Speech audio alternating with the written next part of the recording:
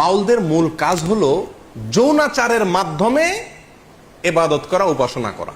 কিরকম যৌনাচারের মাধ্যমে ইবাদত করা, উপাসনা করা? বাউলদের সমস্ত কর্মকাণ্ড হলো দেহ কেন্দ্রিক, নিজের দেহ কেন্দ্রিক। মাথা থেকে পা পর্যন্ত যে দেহটা আছে না, এই দেহটা নিয়েই সমস্ত ইবাদত বন্দেগী। মসজিদ না, মাদ্রাসা না, কোরআন না, হাদিস না, হজ না, জাকাত না, রোজা না, নামাজ না, কিচ্ছু না। সমস্ত ইবাদত বন্দেগী, সমস্ত সাধনা, সমস্ত ইবাদত উপাসনা সবকিছু হলো এই দেহকে কেন্দ্র করে।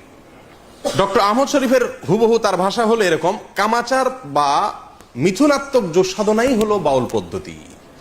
এবং এই দেহকে কিভাবে তারা সাধনা করে তার একটা স্বরূপ আসছে এই বইগুলাতে।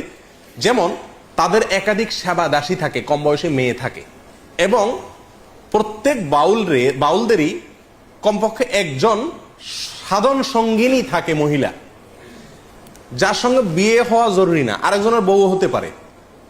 আমি বলতেছি না, তাদের বই পুস্তকের কথা। পরকীয়া তাদের ধর্মে বৈধ, গাঁজা পান করা তাদের সাধনায় বৈধ। একজন ব্যক্তি পুরুষের সাধনা করে, তার জন্য একটা মহিলা লাগে। এবং তারা মনে করে এই সাধনাটা কখন হয়? যখন এই পুরুষ এবং মহিলা ব্যভিচারে লিপ্ত হয় এবং তাদের অর্গাজম হয়, ঠিক ওই সময় নাকি সৃষ্টিকর্তা হাজির হয়ে যায়। বুঝে আসছে কথা? বাস, যত বেশি এটা করতে পারবে তত বেশি সে কি পারবে, সে সাধনা করতে করতে একেবারে সফল হয়ে যাবে। সিদ্ধ পুরুষ বলে তারা, সফল পুরুষ হয়ে যেতে পারবে যত বেশি সে এই যৌনাচার করতে পারবে এবং দেহ নিয়ে তথাকথিত সাধনা করতে পারবে। আমি ব্যক্তিগতভাবে লালনের আখড়া থেকে নিয়ে ফকিরদের বিভিন্ন আখড়া ঘুরে ঘুরে দেখেছি। আমি নিজের অভিজ্ঞতার কথা আপনাদের কাছে চাপিয়ে দিতে যাব না, তাদের বই পুস্তকের আলোকে বলবো। আমি জানার জন্য তাদের বিভিন্ন আখড়া আখড়া ঘুরেছি। বাউল ধর্মে পরকীয়া প্রেম জায়েজ আছে, আল্লাহর কসম। আমি নিজে যাচাই করে যশোরের এক গ্রামে গিয়ে সন্ধান পাইছি যে এখানে, এমনি অন্য কাজে গেছি, পরে শুনছি যে এখানে আপনার ফকিরদের আখড়া আছে। তো আমি দেখতে গেছি, একদিন না কয়েকদিন পরে জানতে পারছি যে এক মহিলা আছে, তার স্বামীও আছে, কিন্তু সবাই জানে এই মহিলা সারাদিনই জেনা করে তার ওই সাধন সঙ্গীর সাথে, বাউলদের সাথে। এবং কোন কোন মহিলার তো সংসার শেষ, আবার অনেক পুরুষও করে যারা বাউল। এটা তাদের ধর্মের গুরুত্বপূর্ণ কাজ, জেনা করা। সারাদিন জেনাটাই ইবাদত, বাস। এবং জেনার মানে মূল মুহূর্ত যেটা, সেই মুহূর্তেই নাকি স্রষ্টা হাজির হয়ে যায়। প্রিয়দিনী ভাইরা, বাউলরা মনে করে, আপনারা হয়তো অনেকে প্রথম শুনছেন, শুনে রাখেন, বাউলদের দৃষ্টিতে মানুষের শরীরের বিভিন্ন রোগ বালাই বার হওয়ার জন্য একটা বিরাট বড় ওষুধ হলো মেয়েদের রস পান করা। রস বুঝেন কি? না, রজ বলতে দুইটা জিনিস। এক হলো কুমারী মেয়ের প্রথম মাসিকের রক্ত, আরেকটা হলো পুরুষদের যেরকম উত্তেজনার কারণে বীর্য বের হয়, মেয়েদের যে পদার্থটা আসে এটাকে রজ বলে।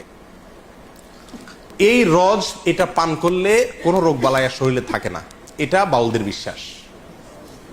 আরো শুনবেন, তারা বলে রোগ থেকে মুক্ত হওয়ার জন্য, বিভিন্ন রোগ থেকে, বড় বালা মুসিবত, অসুখ বিসুখ থেকে ভালো হওয়ার জন্য নিজের মুখ এবং মেয়েদের স্তনের দুধ পান করলে রোগ ভালো হয়। আরো শুনবেন, তারা বলে সমস্ত রোগ থেকে সর্বরোগের ঔষধ একসাথে যদি পাইতে চান তাহলে কি করতে হবে? মল, মূত্র, রজ এবং বীর্য, মল, মূত্র, রজ এবং বীর্য, এগুলো সবগুলা মিক্স করে একটা ঔষধ বানায় তারা, নাম হলো প্রেম ভাজা। ওষুধের নাম কি? প্রেম ভাজা। এটা খাইলে আর কোনো রোগ থাকে না। প্রিয়দিনী ভাইরা, আপনারা অনেকে হয়তো বলবেন যে এগুলা গল্প আর কি। আপনি আল্লাহি বাস্তবতা খবর নিয়ে দেখেন, আর খবর নেওয়ার দরকার না। আমি আপনাকে বই পুস্তক থেকে বলছি, তাদের বই পুস্তক থেকে, তাদের ধর্মগ্রন্থ থেকে, তাদের ধর্মীয়, তাদের আচার এবং তাদের সংস্কৃতি, কালচার, এই সংক্রান্ত যে সমস্ত বই পুস্তক আমাদের সমাজে প্রতিষ্ঠিত, গ্রহণযোগ্য, অথেন্টিক, এই সমস্ত বই পুস্তকে লেখা আছে। তার ভিতরে বাংলাদেশে বাউল বইয়ের 350 থেকে 382 নম্বর পৃষ্ঠায় এই কথাগুলো উল্লেখ আছে। কথা বুঝে আসছে? বাড়ির পাশে আরশি নগর, সেটা এক পড়শি বসত করে, আমি একদিনও না দেখিলাম তারে। এই গান শুনছেন আপনারা? এই গান সম্পর্কে বাংলাদেশের বাউল বইতে আমার কথা হলে বলতেন যে আপনি মৌলবী মানুষ, আপনি তাদের বিরুদ্ধে বলবেন। আমার কথা না, বাংলাদেশে কোনো মৌলবীর কথা না, বাউলদের মানে পৃষ্ঠপোষক বলা যেতে পারে লালন একাডেমির পরিচালক ডক্টর চৌধুরী তার বাংলাদেশের বাউল বইতে বলতেছেন যে এই গানটাকে আমাদের দেশে মানুষ অনেক উচ্চ মার্গের আধ্যাত্মিক গান মনে করলেও এই গানে যা বলা আছে সেটা নিছক যৌনতার বিভিন্ন কথাকে ইশারা ইঙ্গিতে বোঝানো হয়েছে।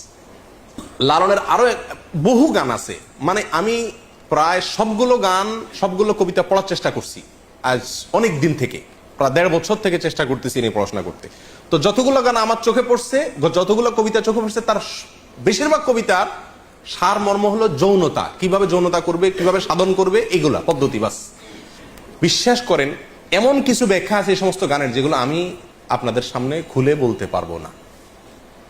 আমাদের দেশের নাস্তিকরা বাউলদেরকে খুব পছন্দ করে, একটা মজার বিষয়। কারা পছন্দ করে? নাস্তিকরা কোনো ধর্মকে পছন্দ করে না, কিন্তু বাউলদেরকে খুব পছন্দ করে। ডক্টর আহমদ শরীফ নাস্তিকদের গুরু, বাউলদের নিয়ে বই লিখছেন এবং বিরাট বিশ্লেষণ করেছেন, তাদের ঐতিহ্য তুলে ধরেছেন। শুধু তাই নয়, বাংলাদেশের যারা নাস্তিক সেকুলার এরা সবসময় বাউলদেরকে প্রমোট করে। লালনের আখড়ায় 50 জন গাঁজা খাইছে, এটাকে সমস্ত মিডিয়া বা অনেক মিডিয়াতে খুব ফলাও করে প্রকাশ করে, আজকে লালনের এখানে ওরস হইতেছে, ওরস গাঁজা খাইছে। লক্ষ লক্ষ মানুষের মাহফিল হয়, লক্ষ লক্ষ মানুষের ভালো কোনো কাজ হয়, সেটা কোনো মিডিয়াতে প্রচার করে না।